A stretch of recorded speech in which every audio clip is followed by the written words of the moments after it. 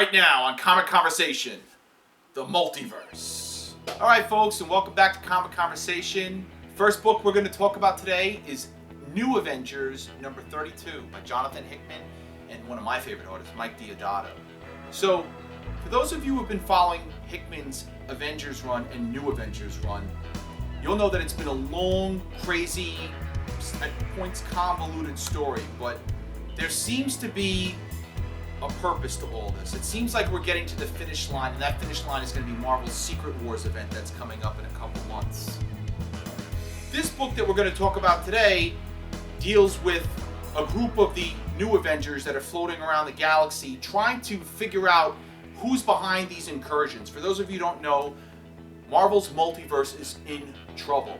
Worlds are collapsing on top of each other, and the universe or universes are dying. And the Avengers have been trying to figure that out for a while now. Who's behind this? And this whole thing is sort of like an onion.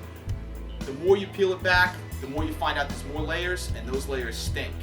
And what the Avengers did today in this issue was they went up against two guys known as the Beyonders.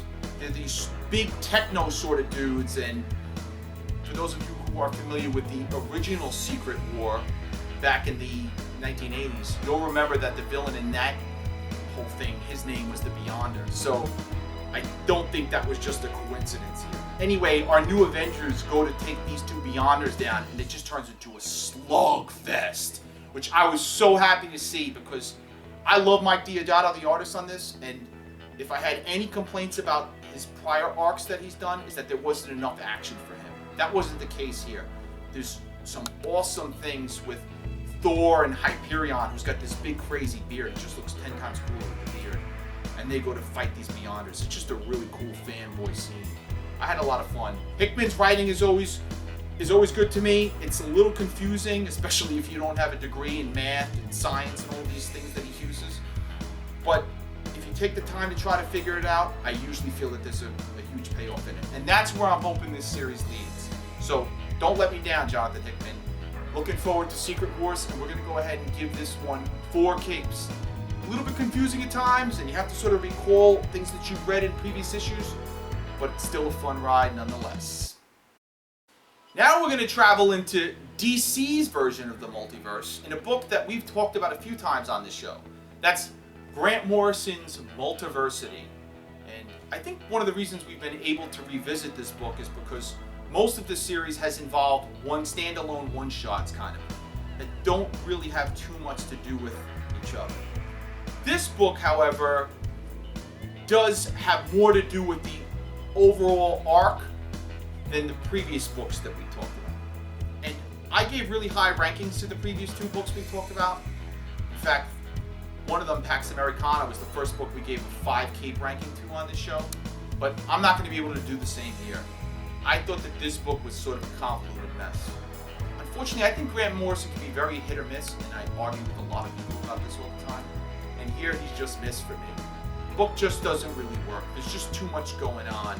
There's too many things that are introduced that we don't know about previously, and Morrison just like to throw a lot at you at once and use big crazy words and big crazy ideas. And the whole idea of this book is just the fact that you yourself, the reader, you're actually part of the book. And the hero of the book is this dude named Ultra Comics. That's actually his name because he's the comic book and you are reading him tackle a mission and you're both sort of intertwined.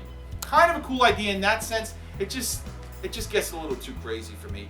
I think I'm kind of a smart guy, and Pax Americana, a book I gave 5 capes to, wasn't exactly simple to follow. You really had to pay attention to it. I had to read it 2 times before I even started to figure remotely what was going on.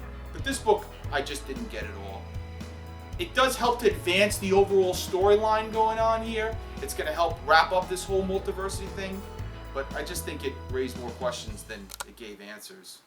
One really bright spot about it, Doug Mahnke does the art here. Doug Mahnke is another one of these artists that I just think keeps getting better year after year. And that's no exception here. Artwork is just terrific. And he makes this Ultra Comics dude look awesome. So that was a bright spot in the book.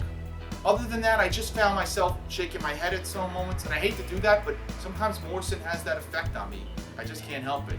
So, unfortunately, a disappointment for me anyway. I know there's a lot of people who don't agree with me on that. I've seen some other comic book rating site giving this high marks. And if you disagree with me, talk about it in the comment section. Let me know why I'm wrong. But I'm going to give this one 2.5 out of 5 capes. And really, that's just because of Doug Mankey's artwork. Honestly, I probably could have gone lower.